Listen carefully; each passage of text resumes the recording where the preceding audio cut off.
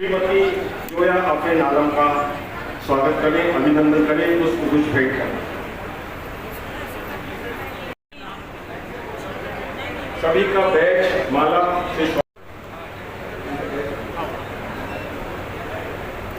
इसी कड़ी में मैं आवाज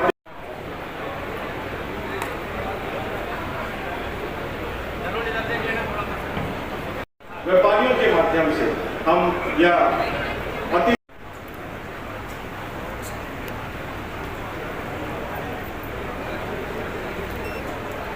हमारे नीलू शर्मा जी का मैं प्रदेश जिला स्तरीय पदाधिकारियों को यहाँ पिछले 2 महीनों से लगातार इस सम्मेलन के लिए उन्होंने अध्यक्ष का आना उस संघ का प्रतिनिधित्व करना है। तो मैं ये जानता हूँ कि यहाँ जितने लोग बैठे हैं वो सब हमारे अतिथियों का स्वागत कर रहे हैं। इसी कड़ी में मैं आवाज दे रहा हूँ हमारे प्रदेश के संरक्षक श्री खूबचंद जी पारक भाई नीलू शर्मा जी।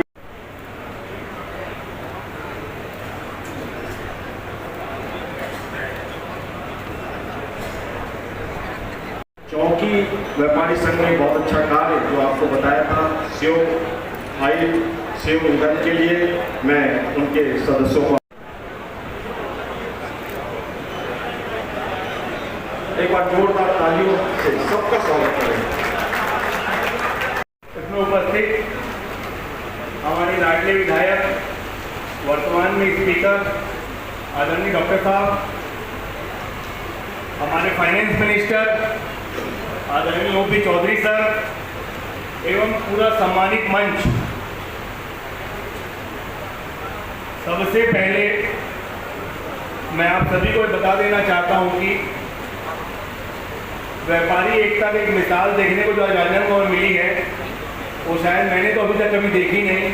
ये मेरा सौभाग्य है कि चैम्बर की इतनी शानदार टीम बनी राजनांदगांव जिले की कि इससे बेहतर कुछ हो नहीं सकता। मैं अपने आप को धन्यवाद देता हूं कि मुझे इतना बड़ा सहयोग मेरी टीम ने दिया। मैं तो सिर्फ नाम का हूं, इसके पीछे जो हमारी टीम है उसको बहुत बहुत साधुवाद। अब मैं अपनी बात शुरू करता हूं। जहां एकता की शक्ति होती है वहीं समाज की प्रगति होती है।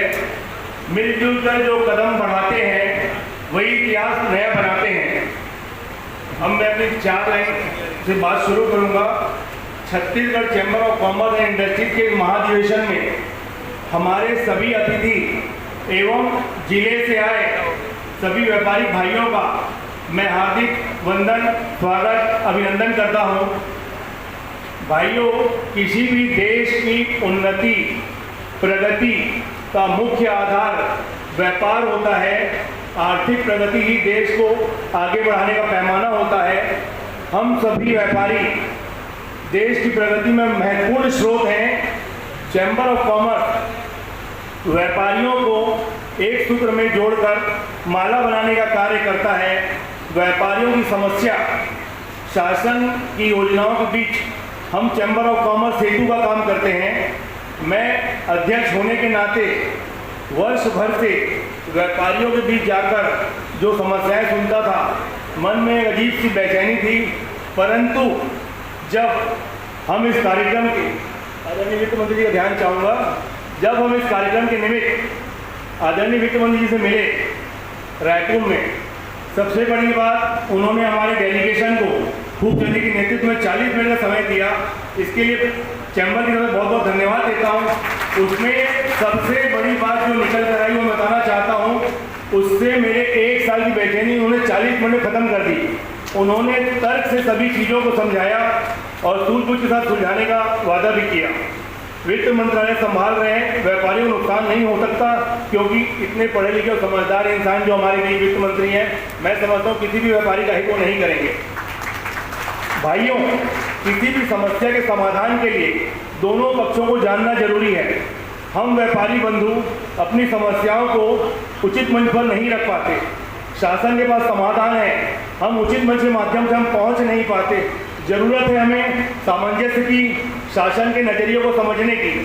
आज हम इस अधिवेशन के माध्यम से शासन की नीतियों, उपलब्धियों एवं व्यापारियों की समस्याओं को एक मंच में बैठकर सुलझाने का प्रयास करेंगे।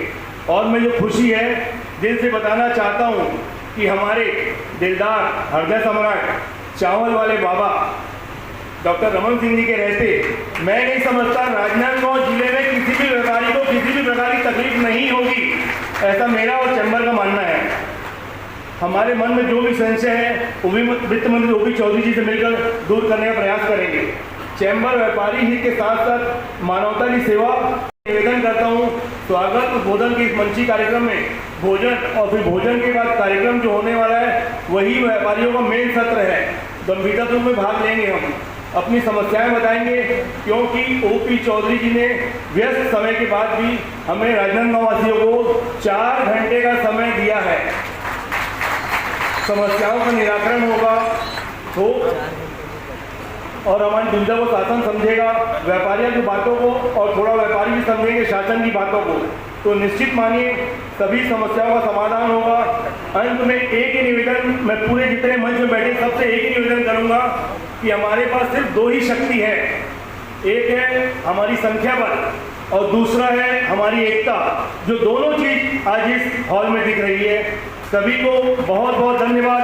व्यापारी एकता, chamber of commerce, thank you. विश्वास है और संगठन व्यापारियों का है, इससे बड़ी बात कुछ हो नहीं सकती। इसी कड़ी में मैं आवाज़ दे रहा हूँ हमारे चैम्बर ऑफ कॉमर्स इस अधिवेशन चाहे ना हो, कल पद में हो चाहे ना हो, उनका सम्मान इस राजनांदगांव जिले में हमेशा रहेगा, था है और रहेगा, ये मैं मानता हूँ। लीजिए, इसी कड़ी में गठला पोहा आप सब परिचित हैं, इतिहास बदल सकता है और जो पसीने से भीगेगा वो इतिहास बदल सकता है। ऐसे इतिहास पुरुष को मैं ससम्मान आमंत्रित करता हूँ, आदरणीय ओपी चौधरी। ज्ञानचंद बाफना जी, जिन्होंने जो व्यापार से ज़्यादा मुझे लगता है कविता क्षेत्र में अपने आप को आजमाए होते तो और बड़े सफल व्यक्तित्व बनते। ऐसे ज्ञानचंद जी, और जिनका नाम मैं नहीं ले पा रहा हूँ उसके लिए मैं क्षमा चाहूँगा। और यहाँ पर जिन उद्यमियों को सम्मानित किया गया, उन दीदियों को, उन मेरे भाइयों को भी मैं बहुत बहुत बधाई देता हूँ कि इतने अच्छे तरीके से उन्होंने एक नीचे से परिश्रम करते हुए वो आगे बढ़े हैं, उनको मैं विशेष बधाई देता हूँ। को आमंत्रित करता हूँ, ये अभिषेक सिंह जी, भाई बलदेव सिंह भाटिया, उन्हें ऐसे उद्यमी व्यक्ति को सम्मानित करें। यह बच्ची सुबह 12 बजे से लेकर धूप में खड़े होकर लोगों को गुपचुप खिलाती है और अपने पिता की जोरदार तालियों से उनका स्वागत करें। चलिए, ओपी चौधरी जी ने, अगर हम उनको नहीं, छत्तीसगढ़ चैम्बर ऑफ कॉमर्स का अधिवेशन और इस अधिवेशन में उपस्थित वित्त मंत्री ओपी चौधरी जी, खूबचंद पारक जी, यहाँ के सभी वरिष्ठ नागरिक, बलदेव भाटिया जी, चैम्बर ऑफ कॉमर्स के अध्यक्ष सतीश तौरानी जी, वरिष्ठ हमारे दामोदर दास मुंद्रा जी, संतोष अग्रवाल जी, दूरदर्शी नेतृत्व और समृद्ध अनुभव से छत्तीसगढ़ को विकास की नई ऊंचाइयों पर स्थापित किया है। साथ ही मैं विशेष आभार व्यक्त करता हूं माननीय वित्त मंत्री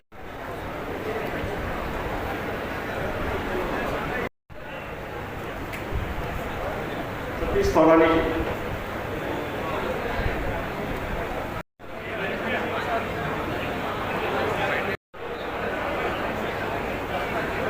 हमारे अभिषेक सिंह जी यहाँ उपस्थित। हम सब लोग उपस्थित हुए और चैम्बर में बहुत ही शानदार कार्यक्रम यहाँ व्यापारी छात्रों के अवेयरनेस के लिए, राज्य की अर्थव्यवस्था को आगे बढ़ाने के लिए और सरकार के साथ एक उचित संवाद स्थापित करने की दृष्टि से हम सब ने मिलकर एक कार्यक्रम आयोजित किया।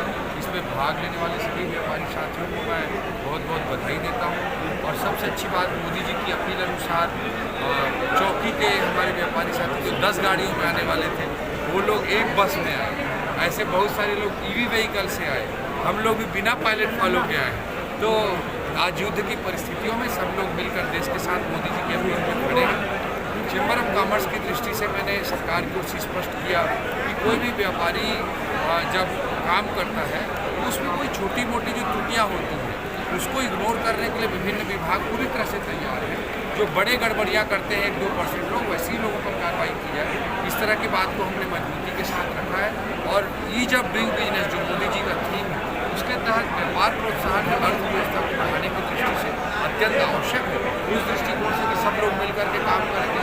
और जहाँ तक राजनांदगांव की दृष्टि से हमारी सरकार बनने के बाद हमारे मुख्यमंत्री जी के नेतृत्व में डॉक्टर रमन सिंह जी के इनिशिएटिव से यहाँ पर बहुत सारे काम, चाहे सड़कों के काम, पुल के काम, इरिगेशन रिलेटेड काम, नगरीय प्रशासन से संबंधित काम, सबकी स्वीकृति बहुत तेज़ी से दी गई है। फिजियोथेरेपी कॉलेज हो, प्रयास विद्यालय, ऐसे अनगिनत काम यहाँ पर स्वीकृत किए गए हैं। और आगे भी राजनांदगांव और इस पूरे अंचल और पूरे प्रदेश के विकास में कोई कमी नहीं होने दी जाएगी। और जहाँ तक स्टेट कैपिटल रीजन का विषय है, कई बार अखबारों में राजनांदगांव का नाम रह जाता है तो इसके कारण कई कन्फ्यूजन होता है। जो एक इंटीग्रेटेड प्लानिंग है, एक इकोनॉमिक जोन बनाने की दृष्टि से, ग्रोथ हब बनाने की दृष्टि से, उसमें नवा रायपुर, बिरगांव, दुर्ग, भिलाई, राजनांदगांव जैसे पूरे अंचल में शामिल होंगे। राजनांदगांव अनिवार्य रूप से उसका हिस्सा होगा। धीरे धीरे फेज मैनर में प्रोजेक्ट आगे बढ़ेगा। बहुत ही बृहद सोच के साथ बड़े विजन का प्रोजेक्ट है, बट राजनांदगांव अनिवार्य रूप से उसका हिस्सा होगा। उस कन्फ्यूजन को भी मैंने स्पष्ट रूप से दूर करने का। आर्थिक स्थिति की बात की जाए तो अभी सरकार पे कितने करोड़ का कर्जा है? देखिए, कर्जा जो होता है वो FRBM रूल से संचालित होता है। उसका रिस्पॉन्सिबिलिटी एंड बजटरी मैनेजमेंट जो एक्ट बना है भारत सरकार का, उसके अनुसार होता है। कोई भी राज्य कितना भी कर्जा लेना चाहे तो ऐसा ले सकता है, ऐसा कुछ नहीं रहता। तो जो GDP के जिस अनुपात में डेट होना चाहिए वह 25% से लिमिटेड होना चाहिए, उससे हम वेल बिलो हैं। जो आज प्रदेश के आप हिमाचल प्रदेश देख लीजिए, कांग्रेस शासित राज्य, वेस्ट बंगाल देख लीजिए जो पहले तृणमूल के अंडर था, पंजाब देख लीजिए जिसमें आम आदमी पार्टी चलाती है, तेलंगाना देख लीजिए, कर्नाटका देख लीजिए, सबसे हम बहुत अच्छे आर्थिक स्थिरता के साथ चल रहे हैं। बहुत सारे दबाव निश्चित रूप से वित्तीय रूप से है, मैनिफेस्टो का दबाव रहता ही है, चाहे महतारी बंधन योजना हो, 3100 रुपये धान हो, 18 लाख गरीबों को आवास देना हो, 2 साल का बोनस देना हो, 5500 रुपया नींबू पत्ता का देना हो, भूमिहीन मजदूरों के लिए 10,000 रुपये देना, इन सब पर निश्चित रूप से एक बड़ा वित्तीय दबाव रहता है। लेकिन इन सबके बीच चाहे state capital special capital assistance प्राप्त करना हो, उसमें 10 गुना 15 गुना की वृद्धि 2020-21 में 286 करोड़ आया था। हम भारत सरकार से साल लगभग 8,000 करोड़ निकालते। पेंशन में बड़े फाइनेंशियल रिफॉर्म्स लाए, उसे कर मध्य प्रदेश से लगभग 13,000 करोड़। और इस तरह से राजस्व वृद्धि के भी उपायों को साइंटिफिक तरीके से आगे बढ़ाने के बाद में बहुत परिश्रम के साथ, वित्तीय स्थिरता के साथ प्रदेश चल रहा है। और इसमें जो वेलफेयर स्कीम्स है वो भी लागू हो रही हैं, और जो कैपिटल एक्सपेंडिचर है, रोड, मेडिकल कॉलेज, इस तरह की चीज़ें हैं, टूरिज्म, ये सब चीज़ें भी हम आगे बढ़ाने का काम कर रहे हैं। प्रदेश में चैलेंजेस हैं, उन चैलेंजेस के बीच में वित्तीय स्थिरता के साथ हम आगे बढ़ेंगे। अभी जो महंगाई बढ़ी है उसका राज्य की अर्थव्यवस्था पर कितना प्रभाव है? देखिए, आज तो महंगाई की जो स्थिति है वो युद्ध के आपातकालीन परिस्थितियों के कारण आपातकालीन परिस्थिति जन्य स्थिति है। और नरेंद्र मोदी जी ने पूरे देश को आह्वान किया है। दूसरे अगल बगल के देशों के हालात अगर आप देखेंगे, उनका आकलन करेंगे, उनका एनालिसिस करेंगे, विश्लेषण करेंगे, तो कई गुना का खराब स्थिति वहाँ पे दिखाई देता है। मोदी जी ने युद्ध की आपातकालीन परिस्थितियों में जो अपील की है, उन अपीलों का हम सबको पालन करना है। देश के साथ हम सबको खड़ा होना है। और निश्चित रूप से चुनौती राज्य के लिए भी है, देश के लिए भी है, दुनिया के लिए भी है। इन चुनौतीपूर्ण परिस्थितियों में, इन आपात परिस्थितियों में हम सबको मिलकर देश के साथ खड़े होकर इस विपरीत परिस्थिति से लड़ें। महासम्मेलन गलत शब्द का प्रयोग महाकुंभ कहा जाए। आज चैम्बर ऑफ कॉमर्स जिले का एक महाकुंभ किया था, जिसमें सारे जिले के लोग आए थे। मानपुर वालों ने बस लेके आया, चौकी वालों ने बस लेके आया। अपने आप में जितना मैंने देखा है 25 सालों चैम्बर में, सबसे, मेरा इसलिए नहीं कह रहा हूँ, चैम्बर का आयोजन है सबसे अभी तक का सफलतम आयोजन है। और मैं उम्मीद करता हूँ इस आयोजन को देखने के बाद व्यापारी में ताकत भी आएगी, हिम्मत भी बढ़ेगी, हमारा संख्या बल भी बढ़ेगा। क्योंकि हमारे पास 2 ही अस्त्र है, मैंने पहले भी बताया था, फिर कहता हूँ, व्यापारी तभी जीतेगा या तो एकता रहेगी तब, या संख्या बल बढ़ेगा तब। और तो आज मैंने दोनों का समायोजन देखा है, तो मैं चाहता हूँ कि आज के बाद राजनांदगांव जिले में व्यापारियों को तकलीफ शायद नहीं आनी चाहिए। ये पार्ट ऑफ द गेम है, तकलीफ आएगी जाएगी, मगर जितनी भी है तो निराकरण चैम्बर हमेशा रेडी रहेगा। महाधिवेशन का उद्देश्य है? सभी व्यापारी भाइयों से निवेदन, एक तो मैं संख्या बल बढ़ाना, सदस्यता बढ़ाना था, जो हमने 250 मेंबर बनाए हैं यहाँ काउंटर में।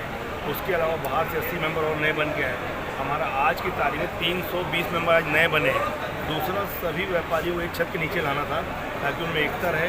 जैसे जनरली होता है, सोने चांदी वाला कपड़े से नहीं मिल पाता, सब अपने अपने सोसाइटी से मिलते हैं।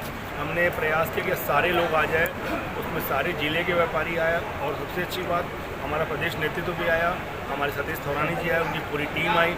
उसके अलावा सरकार और अधिकारी वर्ग से भी लोग आए। डॉक्टर रमन सिंह जी आए थे, ओपी चौधरी जी आए थे। उन्हें तो यादगार घोषणा भी कर दी, जो मैं समझता हूँ राजनांदगांव में मील का पत्थर होगा और ये सम्मेलन के लिए स्वर्ण अक्षरों में लिखा जाएगा कि उसकी घोषणा आज के दिन हुई। आप भी उस चीज़ को अच्छे से उल्लेख कर देंगे।